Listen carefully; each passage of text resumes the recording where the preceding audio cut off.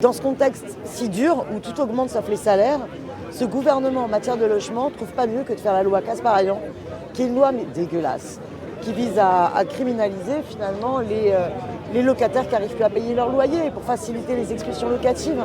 Alors que c'est tout l'inverse qu'il faudrait faire. Il faudrait mettre en place une garantie universelle des loyers pour préserver les intérêts et des locataires et des propriétaires. Il faudrait baisser les loyers, il faudrait baisser les charges, faire en sorte qu'aucun bailleur ne soit à l'extérieur du tarif réglementé de l'énergie. Parce que moi, dans ma circonscription, vous avez des locataires sur une grande tour, c'est 200 € de plus par mois en charge. C'est énorme, les gens ne peuvent pas payer. Donc il va y avoir une situation mais catastrophique d'explosion des expulsions locatives. Il faut au contraire faire une politique ambitieuse en matière de logement social.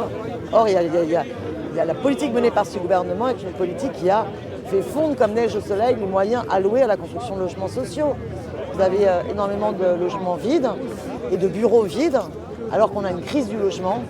Donc on voit bien qu'il y a toute une pente accélérée de financiarisation du logement, comme si le logement c'est un produit comme un autre sur l'étal du banquier comme placement. Vous voyez, alors que le logement, ça doit être un bien commun et un droit inscrit, ça devrait être un droit inscrit dans la Constitution, le droit au logement.